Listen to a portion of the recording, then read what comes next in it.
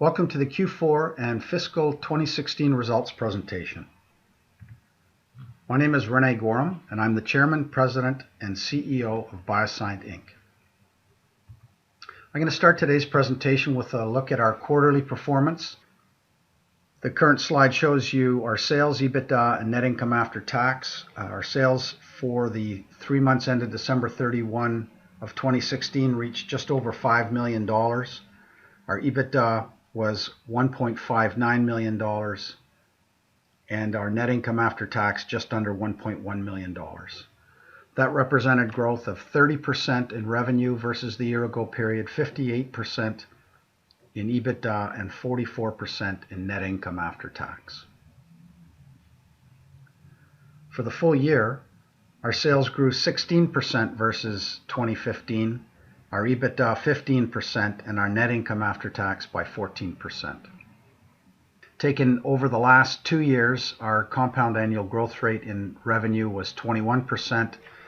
Using 2012 as a base year and looking over that 4-year period of 13 through 16, our compound annual growth rate was 37%.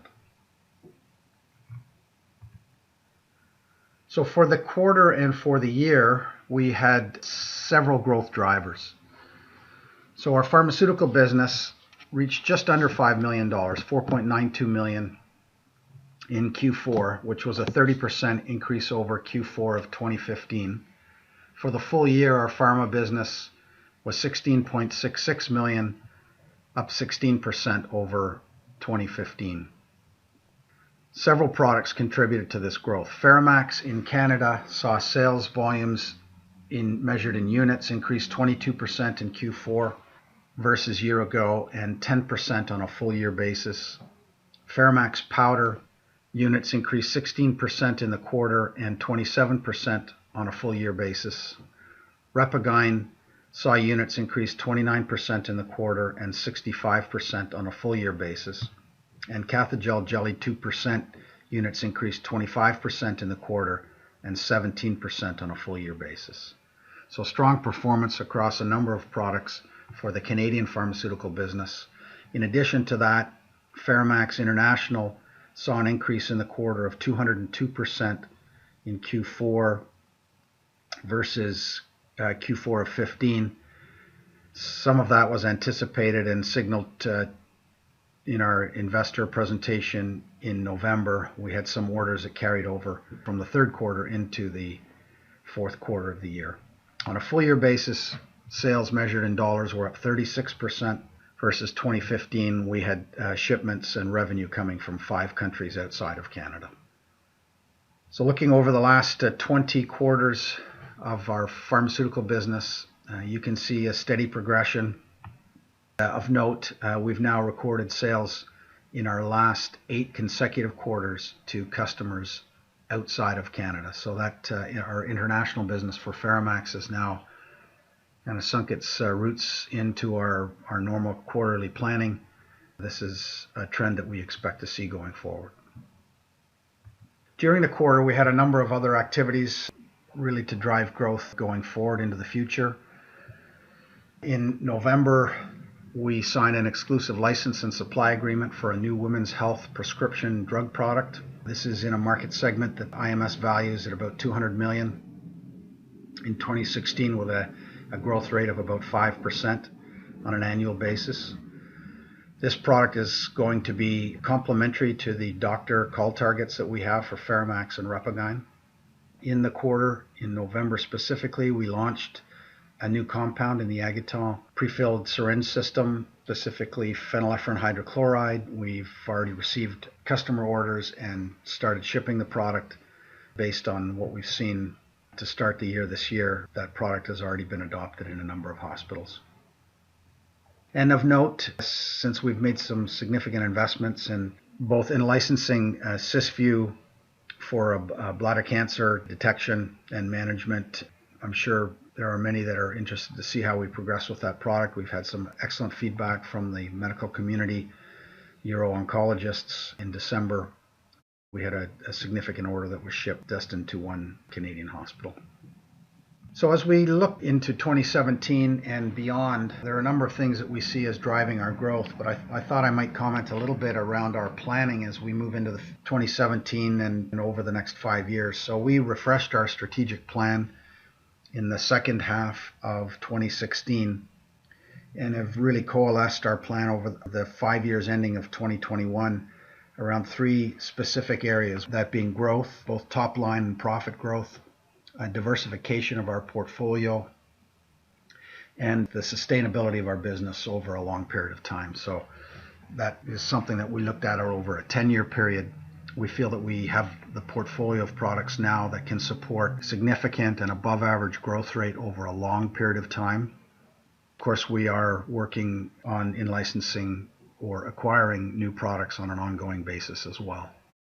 So as we look at the existing portfolio, we see some more growth coming from Ferramax International, Cysview, Cathogel, Repagyne, and the Agatel system should all contribute considerably to our growth this year and into 2018. Of course, we have some new products and some new markets. Ferramax International, we've got some new markets that we expect to be opening up, starting to contribute later this year and into 2018. In 2016, we licensed 2 cardiovascular products. When we get Health Canada approval for those, we will launch those products. And of course, the women's health prescription product that I mentioned a few moments ago. All of this looks at our portfolio as it is today and doesn't include any new product deal in licensing or acquisition announcements that we may make in the future. A quick look at our balance sheet. We saw our working capital position improve by 40% in the 12 months ended December 31st. Our cash position grew by about $4 million, up 41% from December 31st of 2015. And we continue to run the business with no debt, either short-term or long-term, although we have access to credit facilities and operating line of credit. At this stage, we run our business without. A little bit of a deeper look at our cash generation. So this slide shows you progression over the last 3 years, ending December 31st of our cash generation. So our cash position at the end of 2014 was just under $8 million. That included $3.6 million generated in that fiscal year. The following year, we generated $1.7 million to reach $9.7 million in cash. That was impacted by a significant investment in Cysview. And then last year, in 2016, we generated over $4 million in cash, up 133% versus the year-ago period. Once again, to point out that the year-ago period had considerable Cysview investment. So our cash position ending December 31 of 2016 was $13.74 million. We've been consistently showing you over the last year and a half our evolution on return on equity. You can see that our ROE for 2016 for the full year reached 30%. If you back the cash out of that calculation, our return on average equity net of cash, it would have been 159%. We're acutely aware that our growing cash position has an impact on an ROE calculation. As I've mentioned a few moments ago, we are working diligently at assessing investment opportunities. We will continue to be diligent in that and make sure that we engage in opportunities that meet our investment criteria for our hurdle rates internally. We will deploy capital over time, but we're not going to do it with any great haste. Quick look at our earnings per share. For the fiscal year 2016, we reached 30 cents fully diluted. That included 8 cents in Q4. That 8 cents in Q4 compares favorably to 5 cents in the 2015 fourth quarter. And on a full year basis, 30 cents was up from 26 cents in 2015. That represents a 15% growth. Quick snapshot of our shares outstanding. As at March 13th, we had 14.4 million shares outstanding, another 209,000 share options for a fully diluted count of $14.612 million. Wanted to thank you for your continued interest in BioSyent and support. In addition to our corporate website at bioscience.com and our continuous disclosure at SEDAR, I wanted to point out to you that we had several product websites that you could get further information on our products. We look forward to telling you more about how we're making out on our progress to drive our business forward and to grow it profitably as we move through 2017. Thank you.